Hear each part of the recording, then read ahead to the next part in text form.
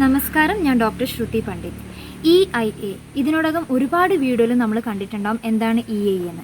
ഇനിയും ഇത് അറിയാത്തവർക്ക് വേണ്ടിയിട്ടാണ് ഞാൻ ഈ വീഡിയോ ചെയ്യുന്നത്. പേര് പോലെ തന്നെ EIA എന്ന് വെച്ചാൽ എൻവയറമെൻ്റൽ ഇമ്പാക്റ്റ് അസസ്മെൻറ്റ്. അതായത് it's a study or it's an assessment that which predicts the effect of a proposed industrial project on the environment. അതായത് ഒരു ഫാക്ടറിയോ ഒരു വ്യവസായ സ്ഥാപനമോ അല്ലെങ്കിൽ ഒരു വ്യവസായമോ നമ്മുടെ പരിസ്ഥിതിക്ക് മേൽ എങ്ങനെ അത് ബാധിക്കാം, അത് ഹാനികാരകമാണോ അല്ല നല്ലതാണോ എന്നുള്ള വിശദമായ പഠനമാണ് EIA കൊണ്ട് ഉദ്ദേശിക്കുന്നത്.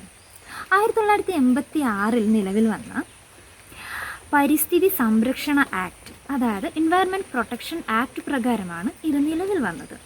അക്കോർഡിംഗ് ടു EIA നമ്മൾക്ക് ഒരു സ്ഥാപനമോ ഒരു ഫാക്ടറിയോ തുടങ്ങണമെങ്കിൽ അത് പരിസ്ഥിതിക്ക് ഹാനികാരകമല്ല എന്ന് വിശദമായ പഠനങ്ങൾ തെളിയിക്കണം.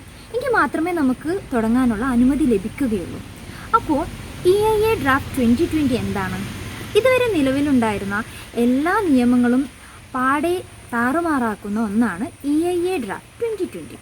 അതായത് അലോവിങ് പോസ്റ്റ് ഫാക്ടറി ക്ലിയറൻസ് എന്ന് വെച്ചാൽ ഇനി ഫാക്ടറികളോ വ്യവസായങ്ങളോ തുടങ്ങണമെങ്കിൽ നമുക്ക് പരിസ്ഥിതിക്ക് ഹാനികാരകമല്ല എന്ന് തെളിയിക്കേണ്ട യാതൊരു ആവശ്യവുമില്ല. നമ്മുടെ ഗവൺമെൻറ്റിന് ഫാക്ടറിയോ അല്ലെങ്കിൽ വ്യവസായമോ ആവശ്യമാണെന്ന് തോന്നുകയാണെങ്കിൽ അവർക്കതിനുള്ള അനുമതി ലഭിക്കും. അപ്പോൾ നമ്മുടെ വീടിനടുത്ത് പരിസ്ഥിതിക്ക് വെല്ലുവിളിയായേക്കാവുന്ന ഒരു ഫാക്ടറി വരികയാണെങ്കിൽ പോലും നമുക്ക് അതിനെതിരെ ഒരു കംപ്ലൈൻറ്റ് നൽകാൻ പറ്റില്ല.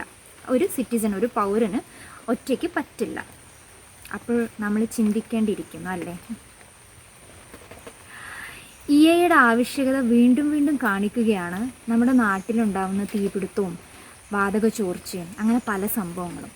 ഇതുപോലുള്ള നിയമങ്ങൾ ഉള്ള കാലത്ത് പോലും ആസിഡ് മഴയും മത്സ്യങ്ങൾ ചത്തുപൊങ്ങുകയും മാരക രോഗങ്ങളും എന്തിന് ശുദ്ധമായ വായു പോലും നമുക്ക് ആവശ്യത്തിന് ലഭിക്കുന്നില്ല. ആലോചിക്കൂ, പ്രവർത്തിക്കൂ. നമുക്ക് ചെയ്യാൻ പറ്റുന്നത് ഇതാണ്: EIAയുടെ മെയിലിലേക്ക് സന്ദേശങ്ങൾ അയക്കുക.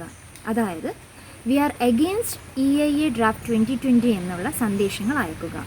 ഓഗസ്റ്റ് 11 നമുക്ക് അനുവദിച്ചിരിക്കുന്ന ലാസ്റ്റ് ദിവസം, അതായത് നാളെ. നല്ലൊരു നാളെ പ്രത്യാശിച്ചുകൊണ്ട് തൽക്കാലം ഞാൻ നിർത്തുന്നു. നന്ദി, നമസ്കാരം.